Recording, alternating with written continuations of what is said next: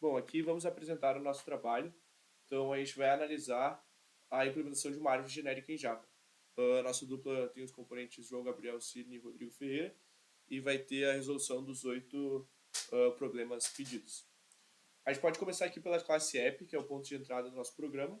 No método main, a primeira coisa que a gente pode fazer é capturar ali o tempo solicitado de cada execução. Isso é fundamental para a gente conseguir ver a performance do algoritmo. Então a gente define o nome do arquivo de entrada por uma string e chama o método de construção de árvore que serve para ler os arquivos de caso de teste. Por fim, a gente executa esses testes e no fim a gente captura o tempo novamente e imprime a diferença em milissegundos. Já no método de ler arquivo e construir árvores, acontece aqui no método a utilização do buffered reader para ler o arquivo linha a linha. A lógica é a seguinte: a primeira linha do arquivo nos diz o tamanho, a segunda linha define quem é a raiz e seu primeiro filho. A partir daí a gente entra no loop e cada linha contém dois nomes separados por espaço, o filho e o pai. Nós quebramos essa string e chamamos o método árvore.add, filho e pai por parâmetro. Isso vai montando nossa hierarquia dinamicamente. E aqui no nosso método de executar testes, a gente tem o nosso controle da saída. Então a gente executa o teste e é ele que orquestra todo o nosso código. A gente captura alguns nós específicos usando o busca em largura, que é o BFS, e para garantir que a gente está testando com os personagens que realmente existem na árvore carregada, a gente imprime os resultados de todas as 8 questões do console. Então essa estrutura facilita a gente ter a compreensão do nosso código para ver se ele funcionou, e pelos nossos testes ele funcionou de fato. Bom, agora a gente vai para o coração do projeto, que é a nossa classe General TrueString, que primeiro a gente observa a estrutura do nó, e como é uma árvore genérica, cada nó não tem apenas esquerda e direita, ele tem um ponteiro para o pai, que é a gente definiu como father, e uma lista de filhos.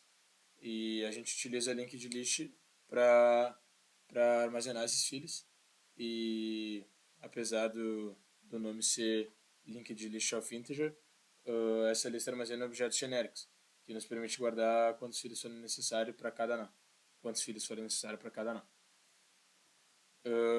Aqui nos nossos métodos ancestrais mais próximo e getPathToRoot,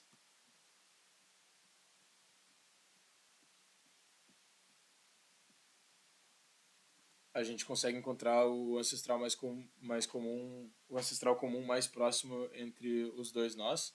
E a lógica aqui no método é baseada em caminhos. A gente busca os dois nós na árvore e para cada um a gente chama o método auxiliar getPathToRoot.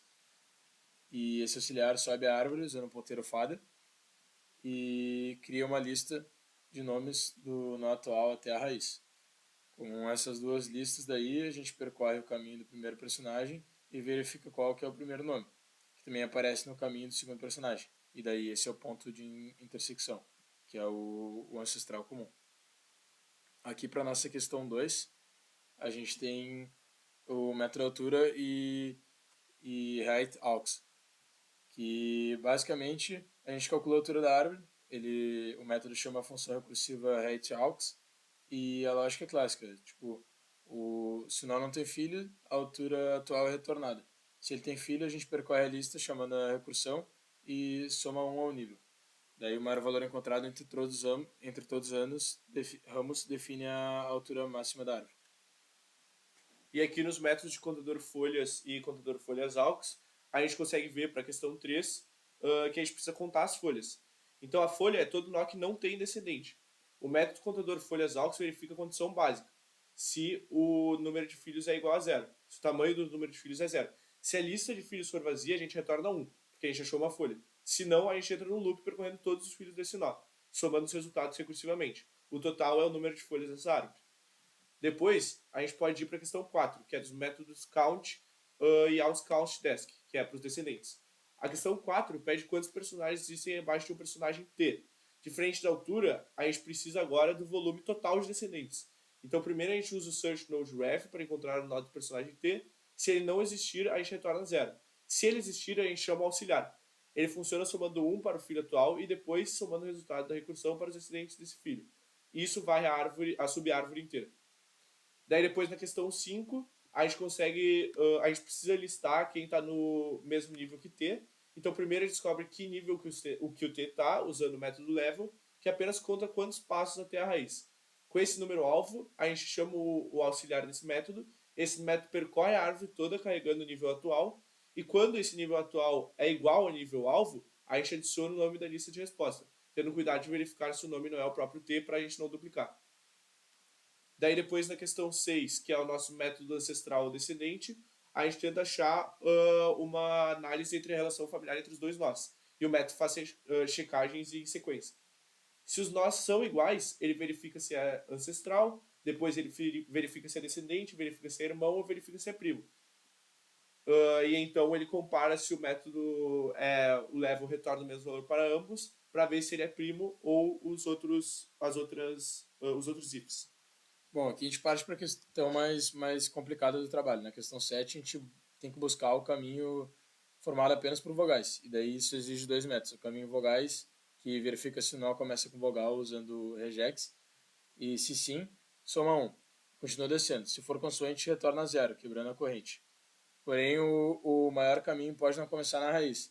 Por isso, temos o método aux maior caminho vogais, que ele testa o caminho a partir do nó atual, mas também manda a recursão para testar, iniciando nos filhos. E daí o maior valor global é retornado.